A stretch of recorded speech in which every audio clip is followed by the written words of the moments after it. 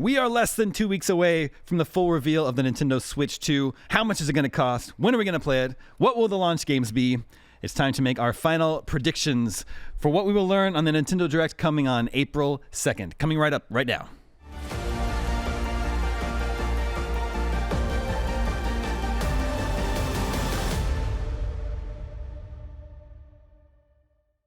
Welcome back to Next Gen Console Watch, our show following the latest gaming hardware. I'm Damon Hadfield, and this week I'm joined by my fellow Omega Cop, Sam Claiborn.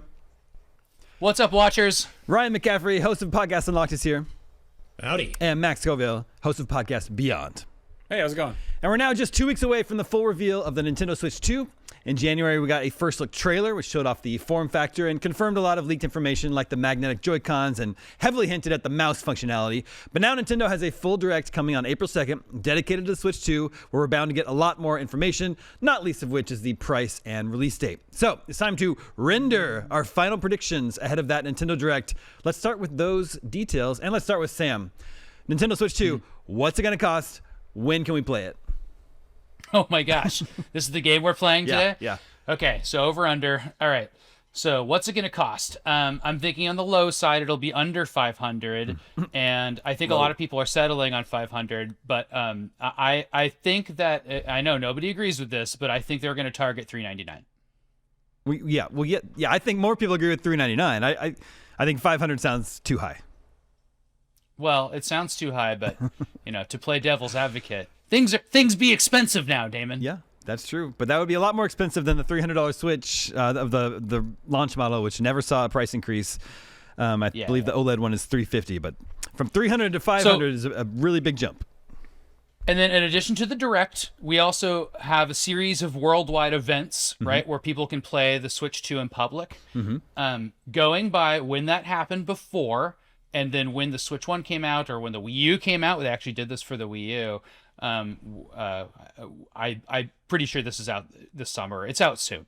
It's going to be out soon, and then there's going to be a fall wave of stuff too. So not a if fall I have to holiday pick a release. date. Yeah, but picking a date is interesting because Nintendo, I never think of, because of E3, that always blasts that month out of contention for me. But there is no E3 now. I still think I'm going to go with Memorial Day weekend, May 20 something. Well, Nintendo should just come on stage at IGN Live and launch it right there. Press the red button. It's out now. They can bring out one of the Miyamoto can bring out one of the Joy-Cons and just have it really mess up while they're showing their Skyward Sword port. Yeah. Which I'm not predicting. I don't think that's the port they're doing for this system. Ryan, I saw you raise an eyebrow when Sam said 500. Does 400 seem more likely to you? Absolutely. $500. There's no way that with the power, with the horsepower inside that system, that it's the same price as the PS5 and the Series X. It's just not happening. It's going to be it's $399.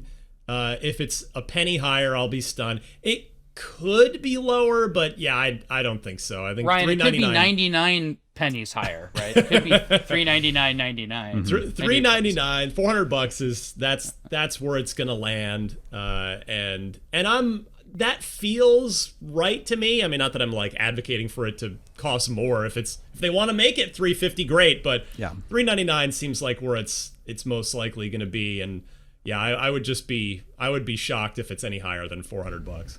Max, what's you on price? Yeah, I'm with Ryan on this. I think $399 is a safe bet. I think the $300 price was a big part of the Nintendo Switch's huge success. It's much easier on the pocketbook than the competition. I mean, I have no doubt that the Nintendo Switch 2 is going to be a big hit, but it's $400 is just a lot more to families out there when eggs cost almost $400 a carton on their own, right? Yeah, so there's also the option of doing two packages, right? Or as the industry term is SKUs.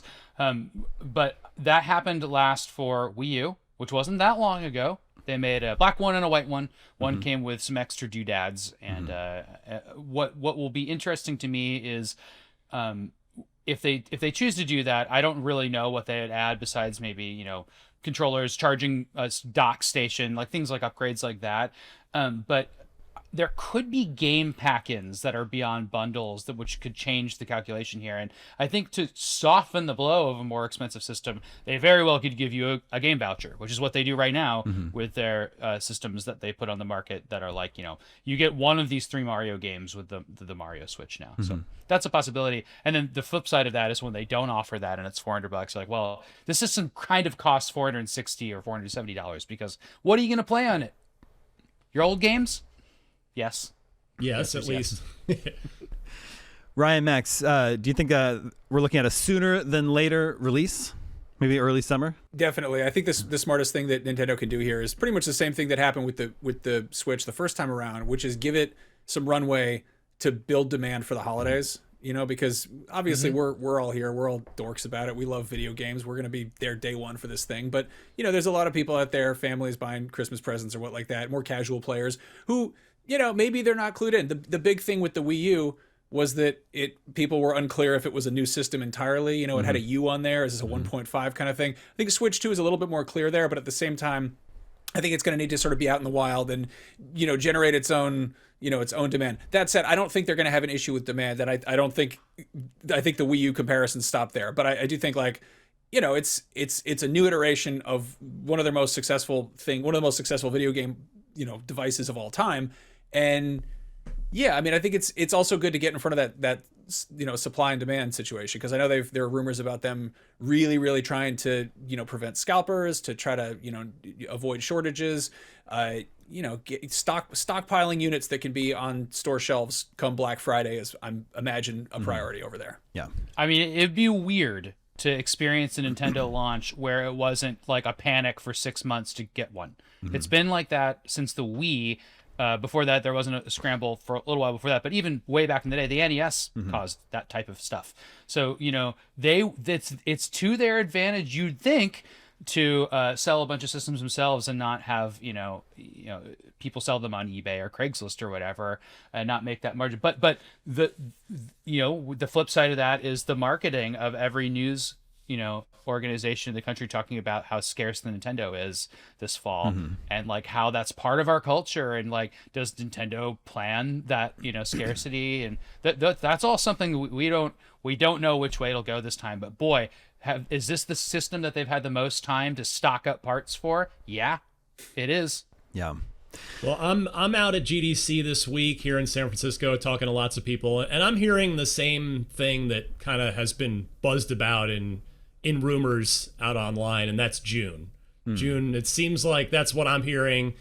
Don't know when in June, but it does make me think. All of us on this panel have been around gaming for a long time. I don't remember any console ever launching in the month of June. This might be another first done by the Nintendo Saturn here. sudden dropped in the spring. The Switch came out in the spring. It's very unusual, but you know why you would remember that is because in North America, the lines overnight would be a lot more pleasant if you were waiting in June than if you were waiting in November. And you never hear that. You always hear people just being real cold, waiting for their new systems.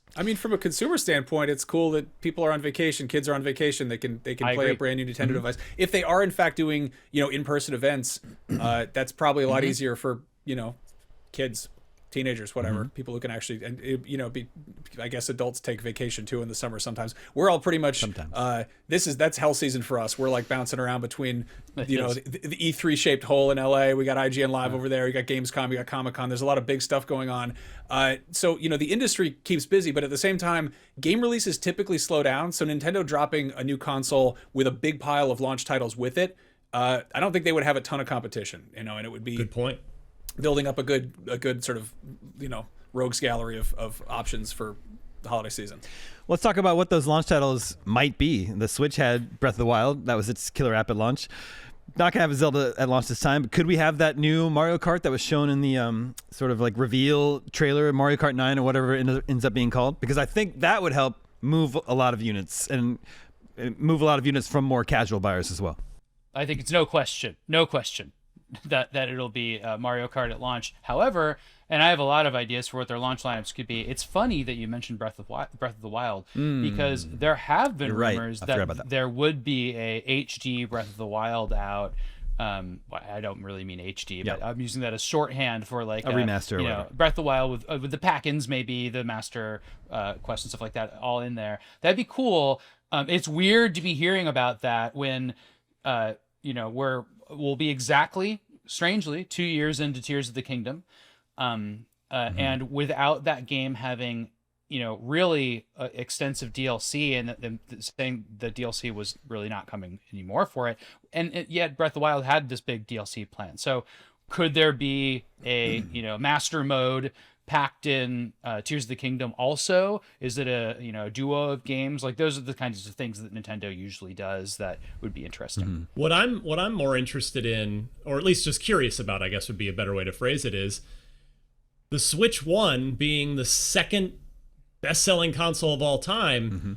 Is Mario Kart 9, that we all agree is going to be the big day one launch title, I mean, that they very purposely chose that as the thing running on the render in the trailer in January, is it going to be Switch 2 exclusive? We know the system is backwards compatible. Is Nintendo really going to leave 140 million or whatever it is Switch 1s behind in order to use this Mario Kart to sell Switch 2s?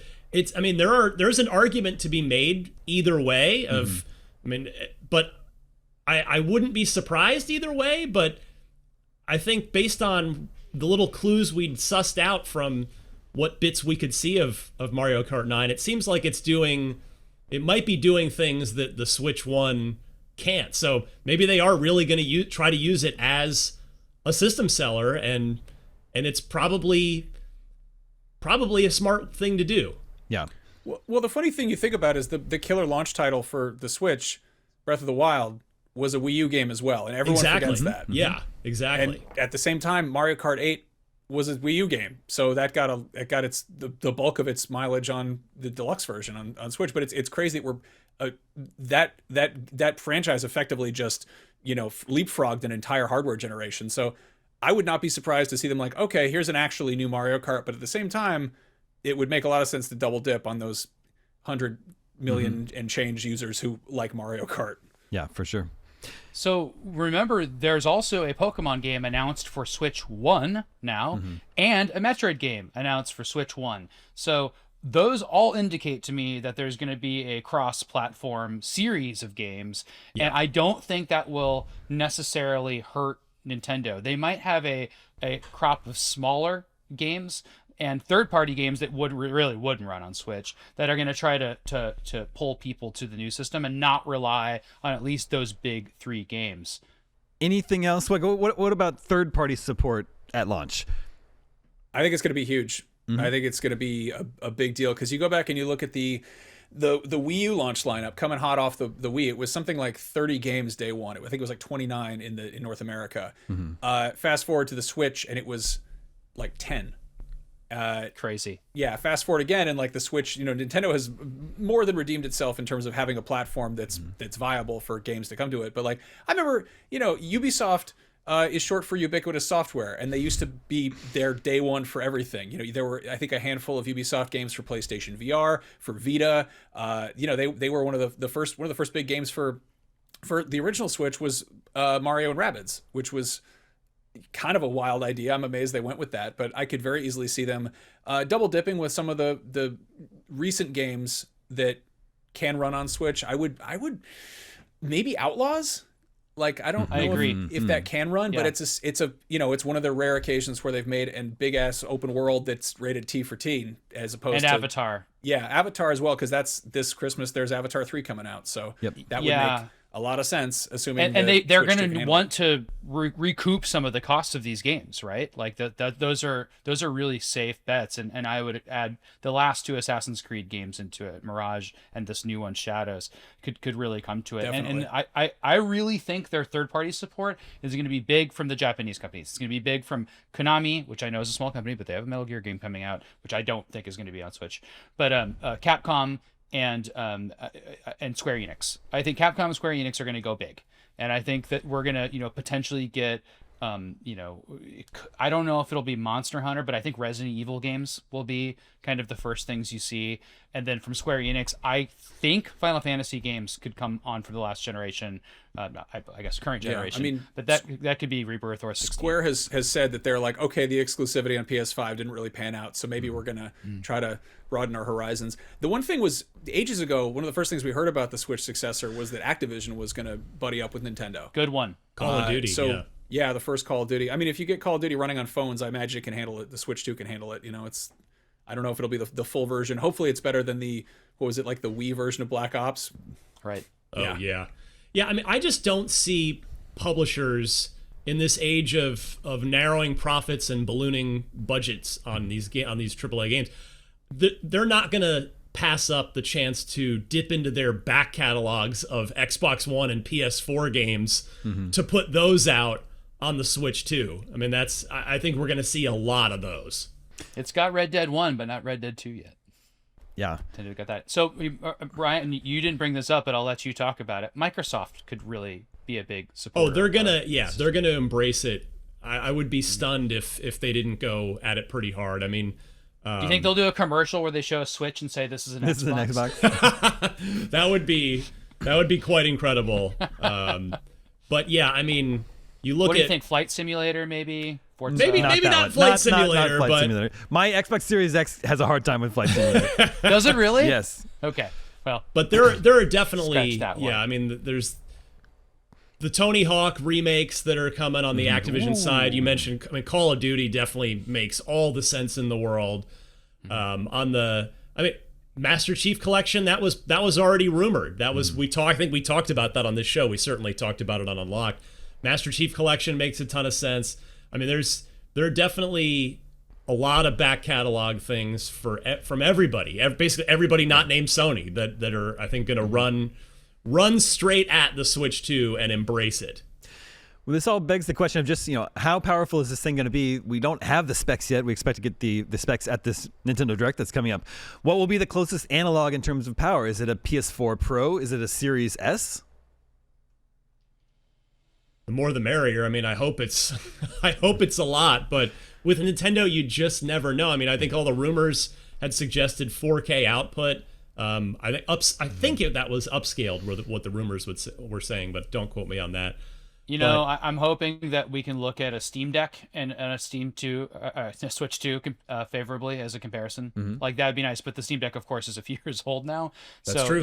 This is but that means it's possible, right? So I think we're not going to look at something lower than a Steam Deck. Well, to your point, then, Sam, Assassin's Creed Shadows is Steam Deck verified on day one. That's insane.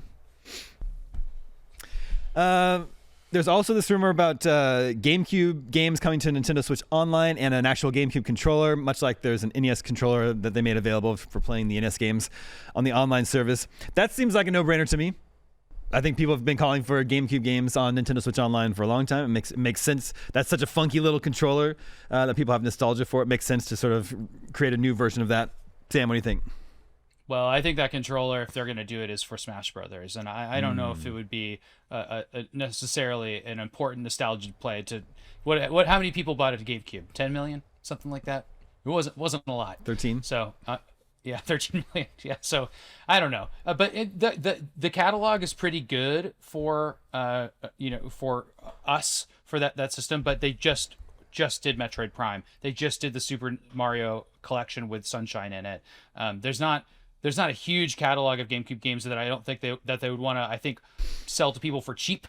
I think they would want to get a lot of money. So if we get this emulation for GameCube, Wind Waker, that'd be really expensive. Wind Waker, yes. Yeah, well, do you want it as a port, or do you want the Wii U one in a really nice format on Switch? Right? Yeah, for sure. I mean, the GameCube turns 25 next year, which That's is true. I could see that. I would be very happy if they did like a nice purple Switch too. I'm not getting my hopes up for that. Maybe my God, limited edition Joy-Con, but yeah, like Orange nostalgia Spice. plays a huge part there. I think that GameCube controller is really odd. It would be wild to me if that was the Pro controller. If they just took the form factor of one of their more beloved and more compatible controllers with other forms of gaming, and they were just like, it's that with Bluetooth. Mm-hmm. You get a C-stick. Enjoy it. 22 million GameCubes were sold, so more than we thought. Okay, but in the U.S., I bet I was accurate. Well, probably maybe in the U.S. Any other last-minute predictions to share? Mario Paint. Mario Paint. Well, I was going to get to that. That's in our poll coming up. So we are less than 2 weeks from finding out if any of these predictions come true. Oh, I have one more prediction. I predict that you, dear viewer, will want to vote on this week's poll. We want to know, what series would you like to see return on Nintendo Switch 2? Animal Crossing, F-Zero, Kid Icarus, Punch-Out, or Mario Paint? As Max pointed out, if it's true that the new Joy-Cons can be used as a mouse, Mario Paint would be a very cute game to bring back. Which of these games, these 5 games, would you most like to come back? Max, you pick Mario Paint? Yeah, I'm expecting Nintendo to do some silly thing using the new mouse functionality. I mean, we basically saw it in the trailer. They're going to do something with that. You know, user-generated content is huge. They made 2 Mario Maker games. Those would be, imagine, a lot easier with a mouse. Something along those lines. I don't expect it to be the original Mario Paint, though I would not complain if it was. But yeah, that's, you know, that I could see them, you know, suddenly dipping into maybe some of the more you know, mouse-oriented point-and-click type games that you see on Steam, and you know, incorporating those with a new control scheme, basically. Civ 7 is another possibility there for third-party support. Sam, I'm gonna guess you'll pick Animal Crossing. Yeah, so 5 years ago, really, you know, this week or last week, Animal Crossing came to the Switch, and I don't predict it'll be this year, but I think we might start hearing about one this year. It's so obvious and such a good move that Nintendo won't do it. You know, like it just makes too much sense. I think, you know, relying on Pokemon, and I think there might be another Pokemon game this year. You know, whether that's one of the remakes, I think, you know, Gold, Silver, or Let's Go, generational, you know, type stuff could be happening.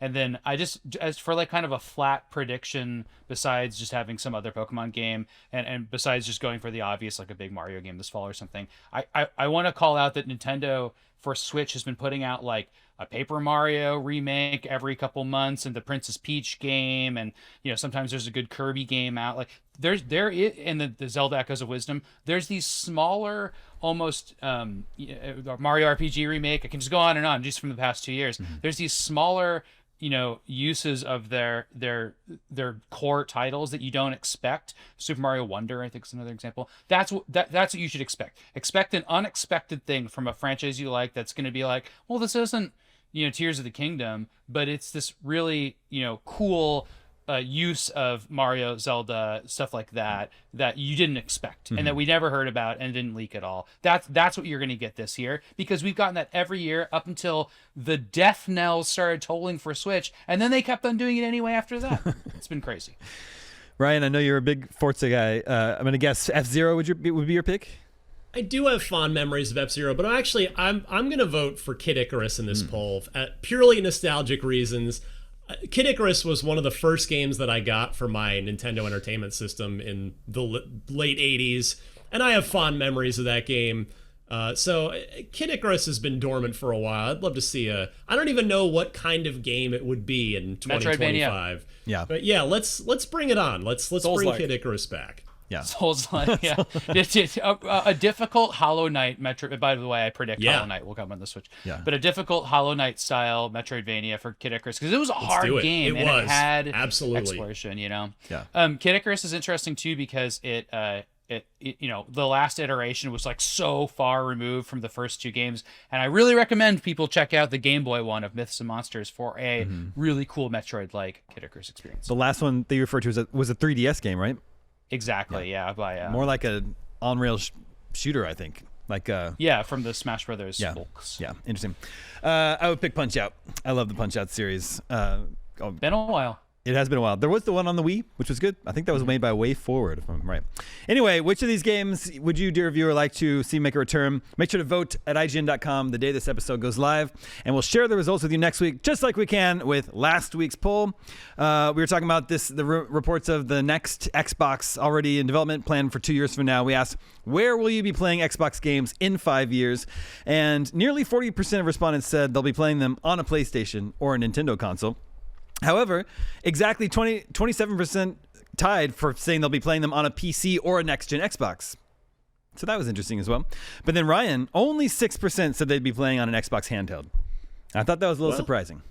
We'll see. I mean, we'll see what happens in a few years, because I think the age of handhelds is really about to get into full swing. You know, the Steam Deck got it started, but I think handheld gaming is really coming on strong here. Yes. The age of men is over. The age of handhelds has begun.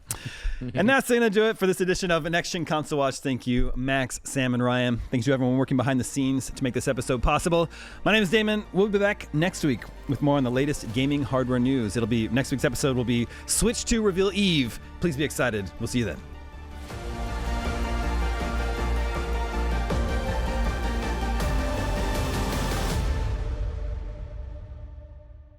This episode of Next Gen Console Watch was produced by Damon Hatfield and Jobert Atienza. Technical direction is by Jobert Atienza, with technical production by Marian Franzen and Amir Rakib. Audio engineering is handled by Amir Rakib. Post-production editing is by Jobert Atienza, and graphic design is by Justin Vachon. Next Gen Console Watch is an IGN production and part of the Geek Media Network.